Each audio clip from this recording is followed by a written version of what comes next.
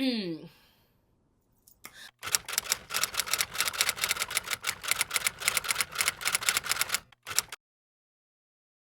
writing to formally resign from my position at CES effective immediately. The decision comes after months of navigating an unsafe and unsustainable working environment, including targeted racism and conditions that have deeply impacted my health and well-being. I have raised these concerns repeatedly, but they have not been adequately addressed, leaving me unable to continue working under these circumstances. I want to name that this position I've been forced into is systematic of the fascist, white, patriarchal violence that continues to harm our organization, and CES has been and continues to remain complicit in that violence. I am not here to ease your guilt, absorb your violence, or make your institution palatable. I refuse to be a sacrifice for white comfort. I am not your Negro.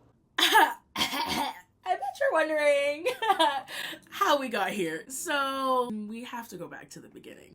Let's go back to the beginning.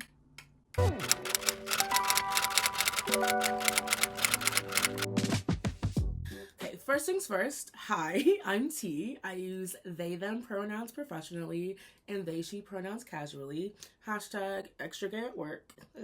I'm a 29-year-old labor master's student, and this is actually my master's capstone, so let's get into it. Here's the real tea. I was hired at CES after a 7-month hiatus from the labor market. Thank you, Miss Rona.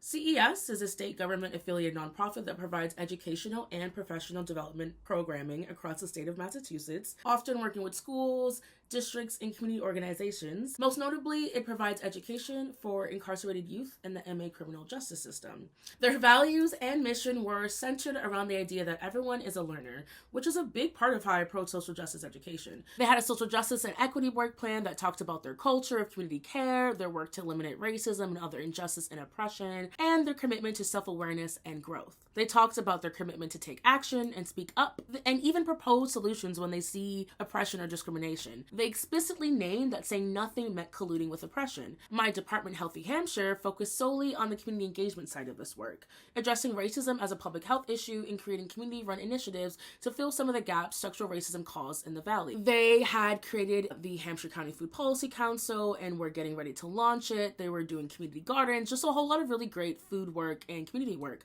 On paper, this seemed like the exact kind of place I thought I could do meaningful work.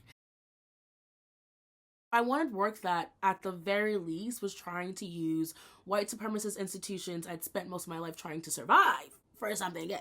And the department I was hired into, Healthy Hampshire, seemed to be doing the exact kind of undermining of bureaucratic institutions that I really enjoyed. Now, I was 24 and my frontal lobe was not quite developed, so I was a little naive, but I also already knew that the revolution would not be funded. Nonprofits exist to ease rich white people of their guilt for causing the socioeconomic gaps that make nonprofits necessary in the first place. So I wasn't expecting this job to be part of my own or anyone else's liberation. Black feminist Audre Lorde's words from her 1999 speech at a women's conference in Mount Holyoke College repeated in my mind. For the master's tools will never dismantle the master's house. They may allow us temporarily to beat him at his own game, but they will never enable us to bring about genuine change. I understood that this wasn't going to be a revolutionary position, but it could be used for some harm reduction and give me access to a community I've been struggling to get to know. And well, harm reduction buys us time. It can create small pockets of ease and hardship that allows us to continue the fight towards liberation. The role, Inclusive Engagement Specialist for the Redesigning Power Structures grant, seems perfect for me. I would be working with community members to build capacity around shared governance, and the job offer came right when my unemployment ended. This felt like the ease that comes after hardship that I've been praying for. Surely this job was aligned. The job was not aligned. Okay, so boom, it's 2 years in. I'm doing my capacity building. I'm meeting with partners, decolonizing our agendas. I'm the unofficial joy and creativity coordinator because one thing I am is a silly goose hour.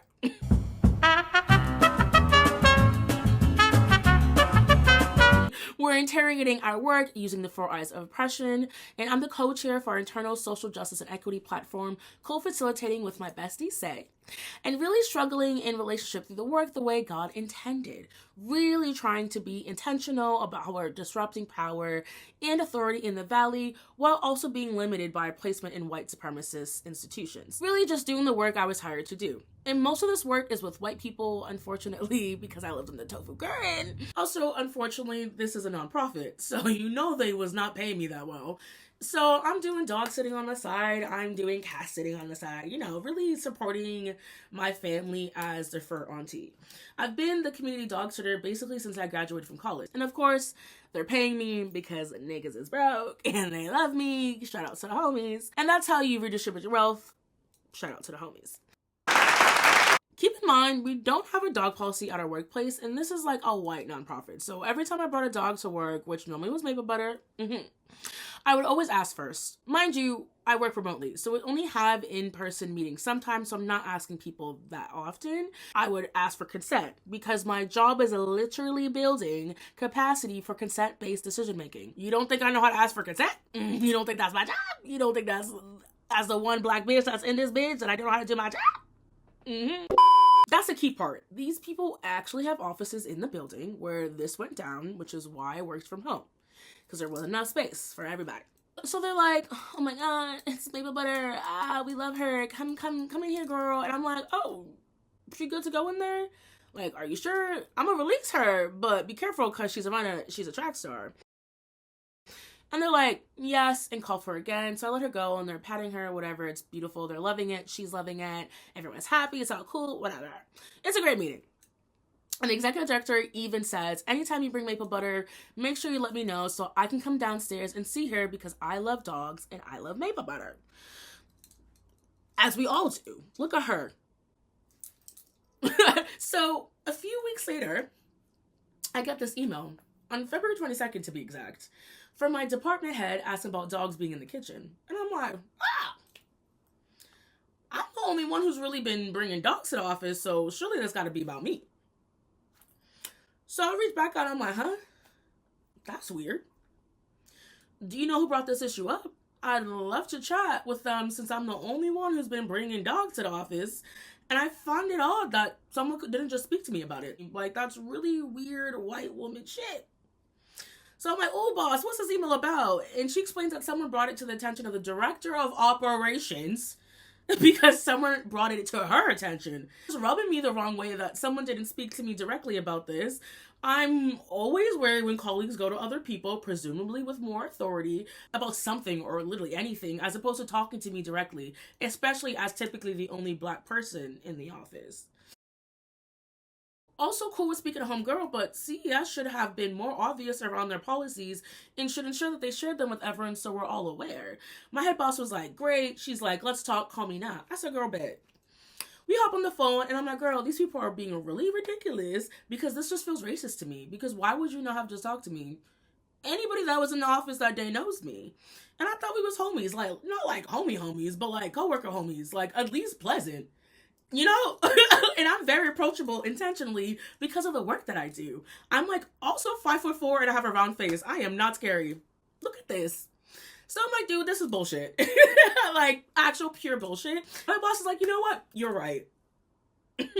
Like that is really fucked up. I'm gonna go talk to the head of the operations and be like, whoever talked to you, let them know that they should go talk to T because that's not cool. And I said, thanks, girl. That's why I fucked with you. But, but word speak. Fast forward a few months later. We get this email from the executive director of our organization, and he says, good afternoon. In recent days, some of us have brought our furry friends with us when we have come to the office. A number of people have raised concerns about having pets, particularly dogs, because what other fucking pet are people bringing into the office anyways? In the office, in our patio, these concerns range from allergies to fear, apprehensive dogs, to pet hair, to general cleanliness, especially given our new carpets, and soon our new furniture.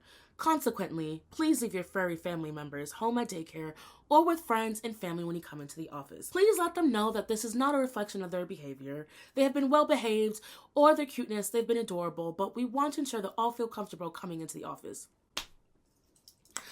Mind you, this is how I found out that basically a bunch of white women complained to the ED and were like, what if a vendor comes in and they're allergic to dogs or whatever, some bullshit excuses they came up with. So I was like, so you ban dogs in the office because you're concerned about some arbitrary vendor who might come and be like, oh shit, I'm allergic to dogs? In a workplace that hasn't had a dog policy since it opened 5 decades ago? And they're acting like it's a random innocent concern because they didn't want anyone to feel singled out. I'm like, how was I not going to feel singled out? I'm not a dumb bitch. I know this is about me. I'm the one bringing dogs into the office. And it's June at this point, so we've had a lot of overlapping in-person meetings. So Maple Butter, Hooper, and Cookie have been hanging out, spreading joy, and being taken care of a few hours at the office. We end up having this meeting with him, and me and Sarah, like, here's all the reasons to why this whole situation was racist and why you should have included us in a conversation before you made a decision about this policy/procedure, because it is actually very obvious that it is targeted. This is where this feels especially targeted, specifically at niggas. I explain again that it's really fucked up. There's no dog policy, and we're bringing in these doggos occasionally, like once in a blue moon, babes. This wasn't an every week thing, because say don't got an office in that building either. And instead of these white women talking to us directly, they just told on us to the top people, because I'm like, how does me bringing dogs to the office get to the executive director that he then had to make a new procedure? First of all, this dog is not in the office every day. Secondly, as much as I am Maple Butter's father, she is not my dog. I don't have a dog. I would love a dog. But I don't have a dog because I'm poor, because y'all insist on not paying bitches a livable fucking wage. So I've got to dog sit for a living or on the side, which means it also sometimes overlaps with me then having to go into the office, even though my job is remote, because sometimes we have to go into the office so we can see each other in person. Again, even though our job is remote. Most of our employees work remote or not in that specific office, so this email came out of the blue. But Say and I both know that this is about us and really about me. So we go back and forth a bit because, you know, white men love to hear the sound of their voice and black women are always dying to be competent. So I said, nah, y'all have to put me in a fucking predicament where I need to dog sit and this dog needs to be cared for 24/7, and you then also encourage me to keep bringing her to the office, and instead of having a conversation with me, you just ban dogs. This is really racist, and this is how this impacts me as one of the very few black people that work here. It's really unfair, and there are ways that we could have found a compromise that could have worked for everybody, but instead, you just made a unilateral decision, and that's not cool. Then my supervisor goes back and forth with him a bit via email, because after listening to me, she's like, oh wait, that was really fucked up. Like, not mad about this too. And I'm like, right, as you should have been to begin with.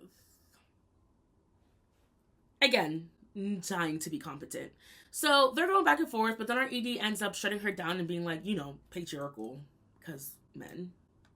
He's like, I'm the man, I make all the rules, and you're going to respect my decisions. But then he ends up sending another org-wide email a few weeks later, and he goes, good afternoon. After further consideration, I'm refunding my previous email, asking that pets not be brought with you when staff come into the office in the following manner. 1, dogs will be allowed in the outside patio area, not in the building or la casita. Individuals will be responsible for cleaning up after their furry friends and ensuring that they do not disturb the landscaping, at least to provide a locale for them to join you during nice weather. And so that's how the dog policy gets amended. Mind you, I still have to come to the office occasionally and often have Maple Butter, so then I end up being basically trapped outside in 90-degree+ weather because I can't go inside with her.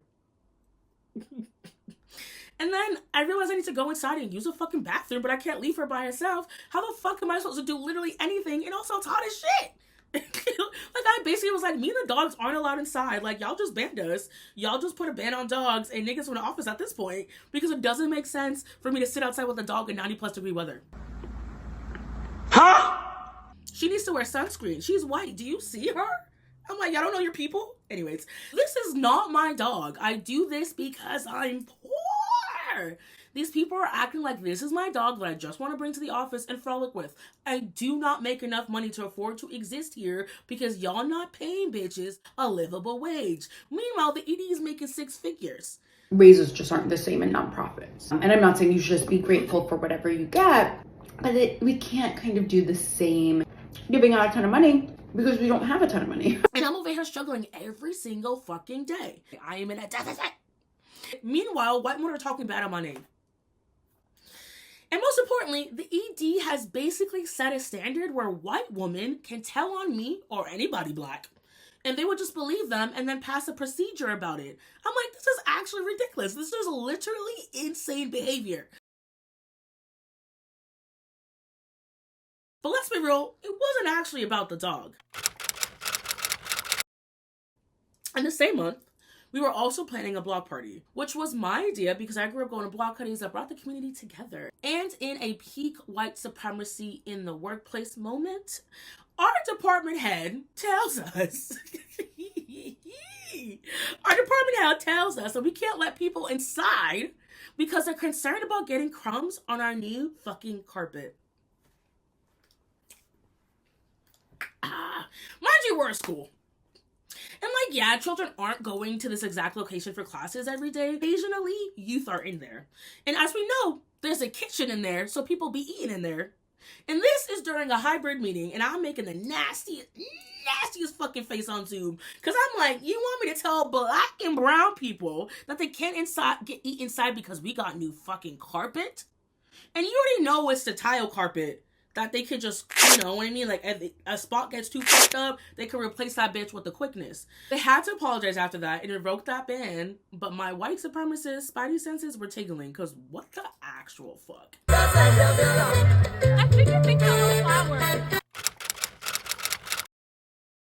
So every month since I started working at CES, I would update my email signature, you know, celebrating whatever month that it was. So say if it was Black History Month, I'd link the theme for that year. I have all these dope links to resources that explain the history and showed ways to celebrate locally and virtually. I'm also working on newsletters that also include all of these things. At this time, again, there is no email signature policy or procedure. Keep that in mind. I am doing capacity building in every aspect of my job because that's what they hired me for, to educate the bitches. And I was educating bitches, okay, right? It's a few months since our launch party, and the fall has started to speed up as we're starting new projects and expanding and unlearning, etc.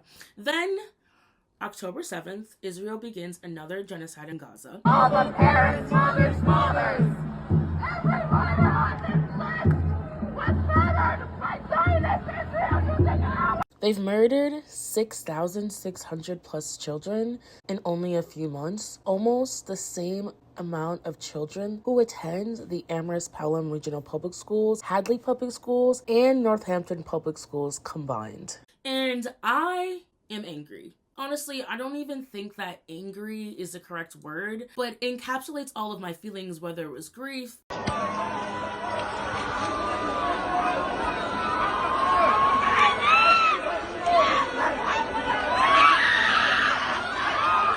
rage. 4,000 Gazan children and students are dead. What is your right to speech if all of us are not free? Just frustration, disappointment. Killings, bombs, and missiles, widespread neglect, mass displacement, and a full-blown war on the Palestinian people. We have to call it exactly what it is, people. This is a massacre. This is a genocide. These very intense feelings that are going on because, like, what the actual fuck? Like, y'all are murdering children and wiping out whole generations of families. And obviously, I'm Muslim, so I came out of the womb being pro-Palestine. So I'm struggling with this, you know, and still showing up to work and being like, this is so relevant to the work that we're doing because we're doing food sovereignty work. We're talking about people's rights to access food that will keep them alive and healthy. We're talking about food apartheid and how this is intentionally manufactured by the United States government. And we're talking about food as a weapon, which is a long-standing tactic of imperialism from the Irish potato famine to the destruction of Palestinian farms and the blockade of aid in Gaza. And as I'm filming this, Cuba. These are things that are really relevant to what's going on in our day-to-day because of the fact that we exist in the world. There's also Palestinian people in the Food Policy Council. There are Palestinian people in our communities, in our families. Even outside of the work that we're doing, this is still very relevant. My job asked me to speak about the FPC's land acknowledgement at our all-staff meeting because their liberal asses had just made a land acknowledgement in 2023. Since now we were in our I can't even speak. And I'm like, why would I want to talk about our land acknowledgement when actual settler colonialism is happening? I want to talk about Palestine and the active colonizing that is happening, the land that is being taken from them in front of our very eyes and being funded by our fucking tax dollars. So I'm like, miss me with that. I will not be attending the all-staff meeting because also, bitch, that shit started at 9 a.m. and I was not going to be there at 9 a.m. But here's a poem by Mahmoud Darwish on this land that y'all can read instead. And more time passes and I'm like, Shirley, we're going to talk about this as an organization. Surely, this is not something we're just going to act like isn't happening, because not only is this impacting us as people, as human beings that exist in the world, and as employees or people working in social justice education, specifically social justice education, but this is also impacting our students because we have Palestinian students, because this is the world, this is America. Palestinian students are everywhere, and especially here. They exist here. I just kept bringing it up and folks were just not trying to have that conversation, which was also pissing me the fuck off. But especially as the only Muslim person in a lot of those spaces, I'm just like, why the fuck am I the only one bringing up shit that's actually relevant? I keep randomly bringing it up in our SJE meetings and explaining that we need to have a space to talk about this because this is messing with my heart and I'm sure with other people's hearts as well. Allah, Allahu Akbar, Allahu Akbar, Ya Allah. Ya Allah. We also have a BIPOC affinity group because of course we have a BIPOC affinity group. We're talking about it there and being like, it's so weird that CES is not talking about it. We're having no conversations about it. And that just seems really inappropriate because we definitely have the tools and resources at minimum to have a dialogue. So I'm like, okay, cool. I'm going to do a few things. I'm the capacity building coordinator and also comms coordinator for the Food Policy Council. And so I create a Palestinian resource list for the FPC that talks about like how food sovereignty in Palestine is linked to food sovereignty in Western Mass and the history of Black and Palestinian solidarity, and a few of the local organizations, many of who are our own partners, mind you, that are doing pro-Palestinian advocacy in the Valley if folks want to get involved. I put a call to action in the FPC's newsletter where I'm like, thank you for our partnership and for coming together after the floods destroyed many of our farms and gardens. And now this is a great time for us to talk about Palestine and the sanctity of life and land and how that's being decimated by Israel and their current genocide. And how we, as a Food Policy Council, are committed to fighting for the rights of all people to have access to their land and a food system where our people are empowered to live more joyful and gratifying lives. I link to things like learn about how food sovereignty is a path for liberation and justice here. Check out a growing cultural thread and how the IDF uses food as a weapon in Gaza here. Read about Jewish Voice for Peace's stance on anti-Semitism and Zionism. I'm educating the people. And also being clear about the stance we're taking, which is pro-indigenous, decolonial. And of course, as a communication coordinator, I did not do this on my own. I got consent from the Calm Circle partners, and they agreed to have me be in charge of curating the resource list and the blurb that accompanies it. So I create that, send out our newsletter, and then I update my email signature with a link to the resource list in January when I'm back in the office. Because I work remote.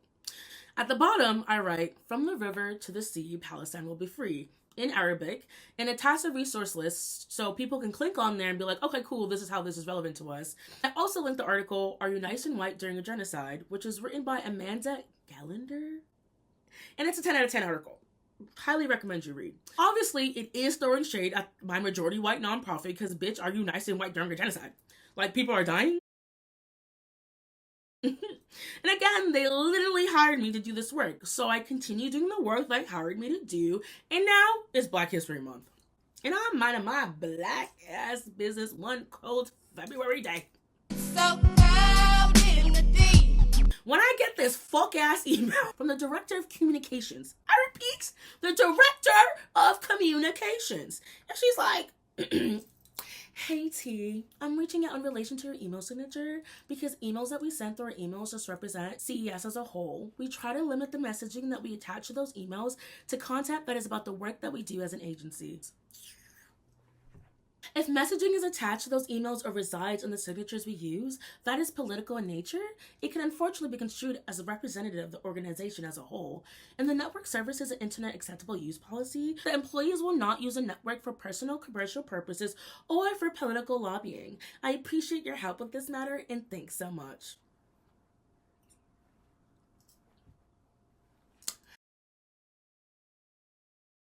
And when I'm telling you the rage of every single one of my black ass ancestors boiled my blood until I could see nothing but fire.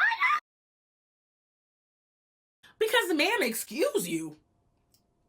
So I respond, naturally. And I'm like, hi, Director of Comms. I'm unsure which parts of my email signature you're referring to.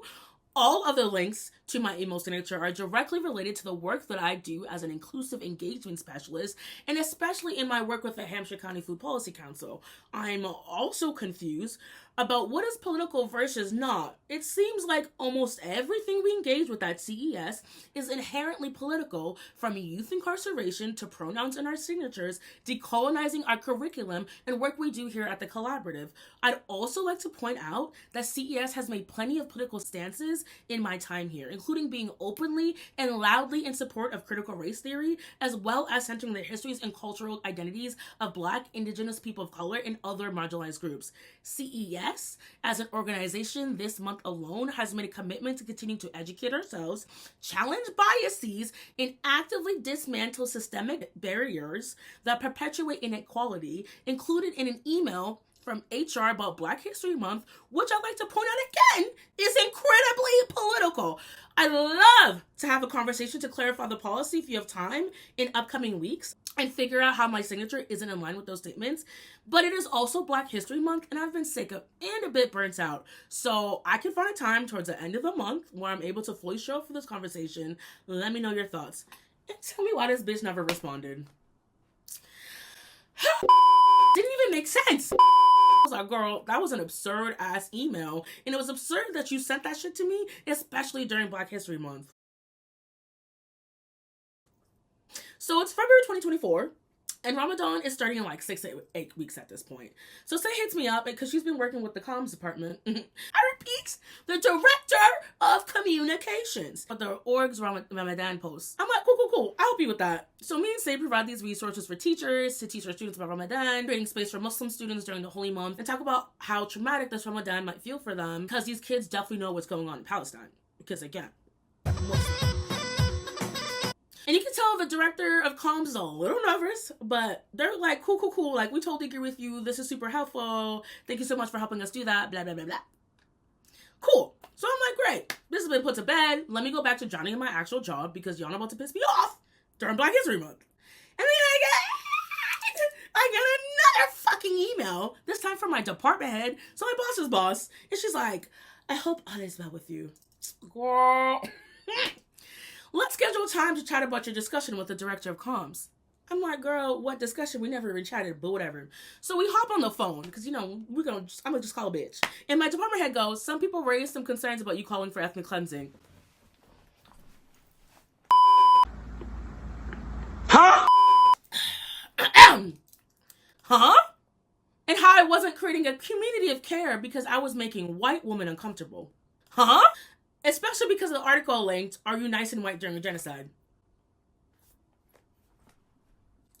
I know these people had to pull up Google Translate in order to even read what the Arabic said, because none of these bitches can read Arabic. Not that I can either, but that's besides the point. And at the same time, she's like, but that was a really dope article, because like I read that and I had to really think about it and sent it out to other people to read. And I'm like, right, because I'm doing my job. So I'm supposed to care about whether or not white people feel comfortable? You're telling me that I'm not supporting a community care, a culture of care, because I have a pro-Palestine slogan in my email signature? So boom, the phone call ends, and I'm like, girl, I'm still not deleting that shit, because what the fuck? Because one, you haven't convinced me, and also, I haven't done anything wrong. Because like I said in my previous email, having links and phrases in your email signature is not political lobbying and advocacy. Do you know what political advocacy and lobbying is? Because what policy am I advocating for by having a Palestine resource list in my fucking email signature? We can write Black Lives Matter, but I can't write from the river to the sea, Palestine will be free? So fuck Black Palestinians? Their lives don't matter? So then we have to meet with our AD again to insist on meeting in the office in person.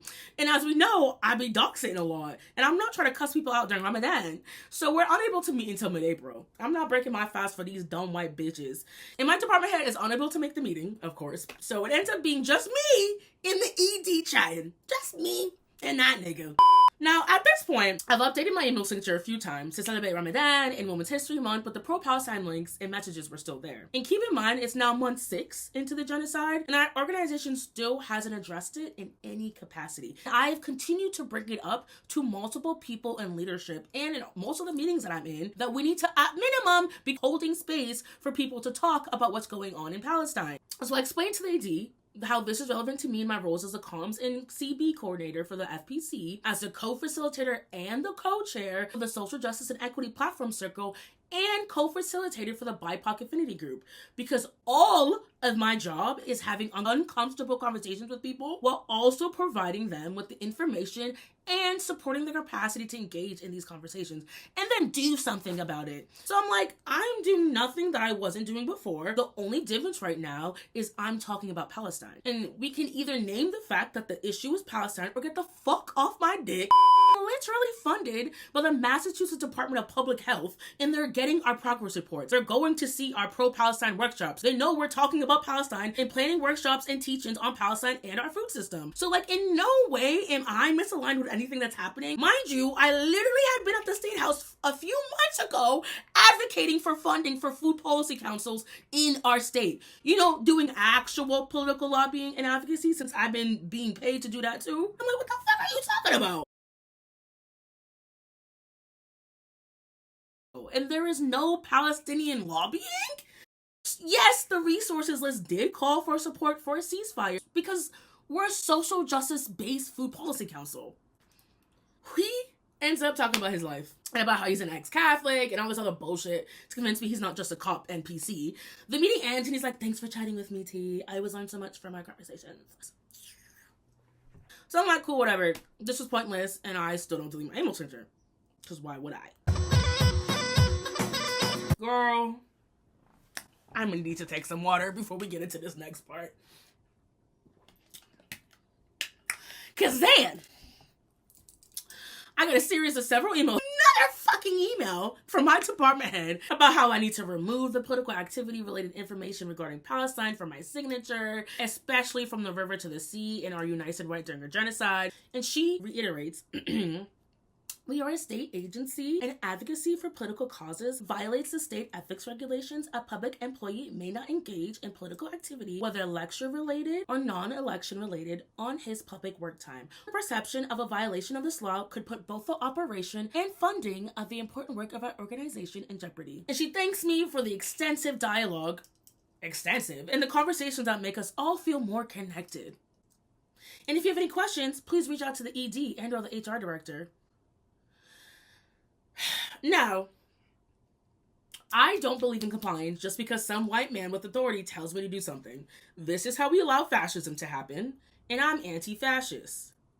So I continue drowning in work, etc., and the ED apparently is getting angrier and angrier with me because when I reach out to schedule another meeting with him, the HR director, who I also fucking hate, and co-facilitators from the Social Justice and Equity Department, and my actual supervisor, so we can have a more robust conversation, the ED shoots it down, and now my colleagues start scrambling. Because I got a deadline to delete my email signature by the end of day, May 17th. And again, a nigga's not trying to delete their email signature, because I'm like, be so fucking for real, I didn't do anything wrong. So now other colleagues start finding out what's going on, and they reach out to the ED on their own, asking for explanations about what he deems as political versus not. Many of them note that just the year before, our org had walked in Northampton Pride, and we're planning to walk in it again in just a few weeks. This nigga responds with the most asinine explanations I have ever read. I swear to you, ChatGPT could have come up with a better argument than this man, and I know they use it. Can you imagine writing that being LGBTQIA+ is not inherently political, but being Palestinian is? Issues of our time, really, that I think amount to a litmus test for morality as far as I'm concerned. One is what you're prepared to do on behalf of the Palestinian people, and the other is what are you prepared to do on behalf of gay and lesbian peoples.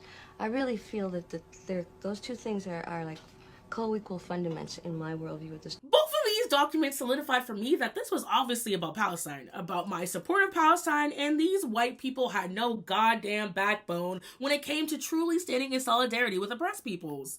Mind you, these are the same people who have been working on a strategic plan that called for the decolonizing of our curriculum, work that the ED had literally approved of and been a part of. We were out here talking about land acknowledgements and decolonization. Meanwhile, Palestine land is literally being taken away from them violently, and it's being funded by our direct tax dollars, and we can't acknowledge that? Mind you, this whole time, I've been advocating for us to have dialogues about what was going on. As I said earlier, I was open and available and knew other facilitators outside of our org who could facilitate dialogues amongst the staff so we could all participate and have space to talk about what was coming up for us.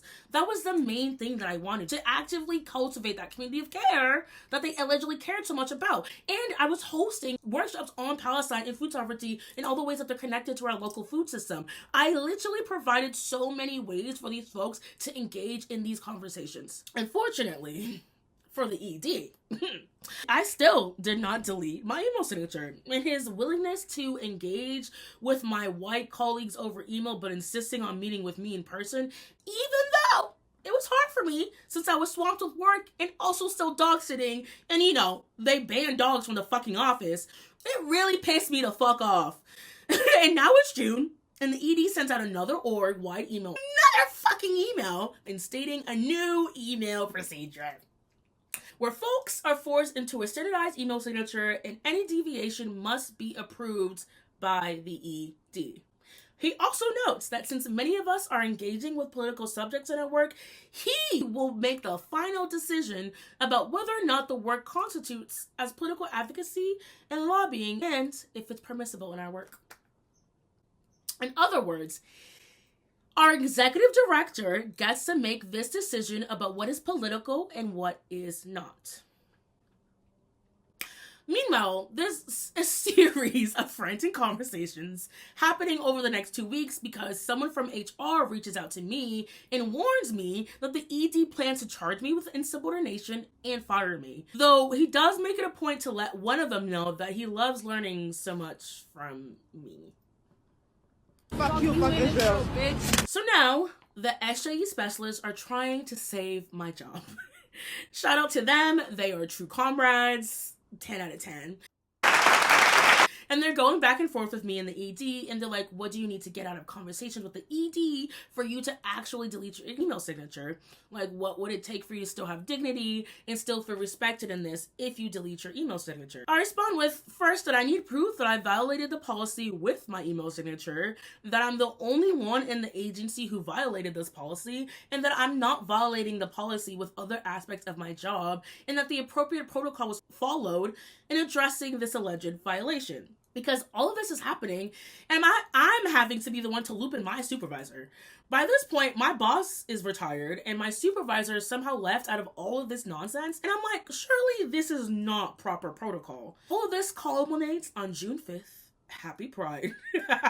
When I receive a letter of reprimand charging me with insubordination, threatening to report me to the State Ethics Commission, and a final deadline to delete my email signature.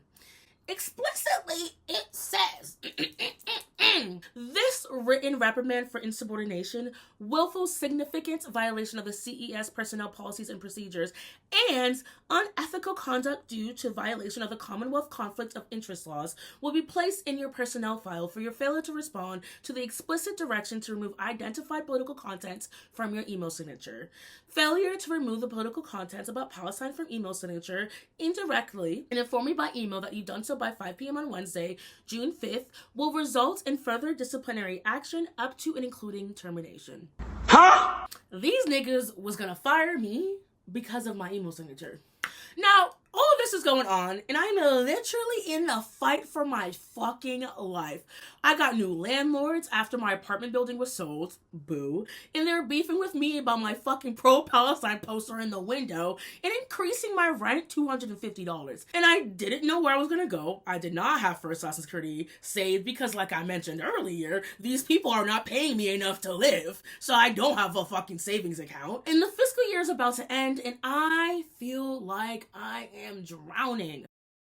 I've not hung out with my friends in months because I'm working every fucking day of the week and through the fucking weekend trying to get the website up, trying to get things prepped for the Story Community Archive launch. I'm working on 6 anti-racist workshops that are meant to develop leadership and continue our food sovereignty work, and doing a lot of it by myself as the main project manager and wrangler of all the partners involved. And not to say I'm the main project manager for everything we were fucking doing, for some of this, for CB and calm stuff. It was just me. Ramadan comes and goes, and that exacerbates everything, unfortunately, because I am exhausted having iftars by myself and just dealing with so much racism. I don't even know if I celebrated Eid that year because it was such a tumultuous time and I had no capacity to plan anything. I did make a point to decorate for Ramadan, though, after I was inspired by the Ramadan decorations in the Palestinian refugee camps. I was like, if they can find Eids and ways to celebrate, surely I can too.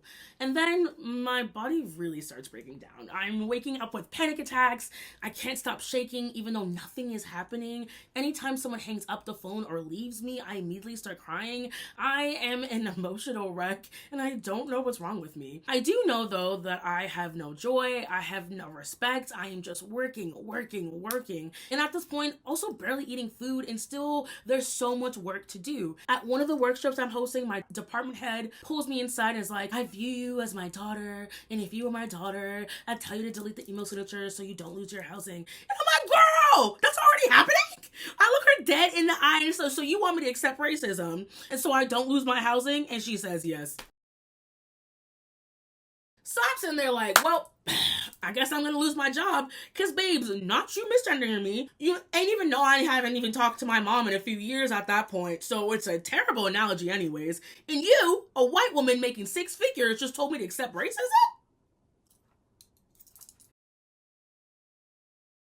One evening, after this goes down, I'm sitting in my pink living room before I've started packing because I had to move out. My Ramadan decor is still up, and I start making dua. I'm like, Ya Allah, please forgive me for the sin that I'm about to commit.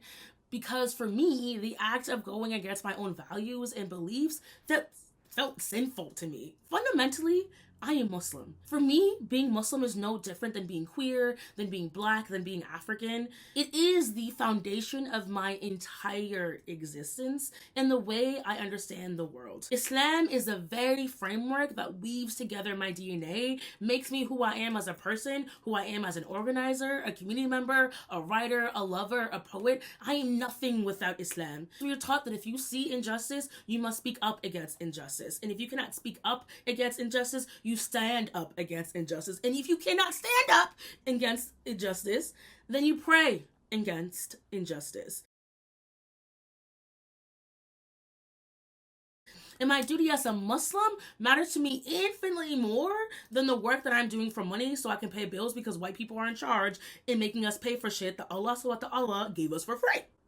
So for me, this feels like a stab at my identity, like a stab at who I am as a person and the issues that I care about, but also a stab of like, do you even actually care about niggas? Which obviously they don't, because ultimately you can't say Black Lives Matter and then not be down for a free Palestine. To me, anyone else who understands that our oppressions are intrinsically linked, there's literally no distinction. If you believe that Black Lives Matter, then you believe in a free Palestine. If Black Lives Matter was still as controversial as it was when it first came out 10 years ago, y'all would not be talking about how Black Lives Matter and how much you care for and support our history. The ED would not have been fucking harassed by bitches on the internet and dogs for writing an article in support of critical race theory. How do you support critical race theory but you're anti-Palestine? How do you support critical race theory but you're calmly trying to find my black ass? During Pride Month, mind you. And I'm really feeling guilty. Like, literally sobbing. Making dua and asking for forgiveness. I'm like, Ya Allah, I'll find another way to continue fighting for Palestine, but I don't want to lose my job, because what the fuck am I going to do? I'm already losing my home and I'm about to start grad school in the fall and I need a place to live. I am in a deficit. I need to have money and decent credit to even get a fucking apartment. And now I'm sobbing because I'm overwhelmed with guilt and frustration and just this enormous amount of rage that I'm even in this predicament. And I'm apologizing and mad, like, why do I fucking have to concede to this white bitch? To this white man who literally, we had to give a whole fucking training on social justice when he first hired him because he don't know nothing. Dang. The ED talking about how he learned so much from me. That's how you want to repay that? You're learning from me, so you just want to keep taking. Fuck me though, right? Fuck me as a person though, right? Fuck you, fuck Israel. Bitch. This is not the first time I've gotten in trouble at work, as we can see.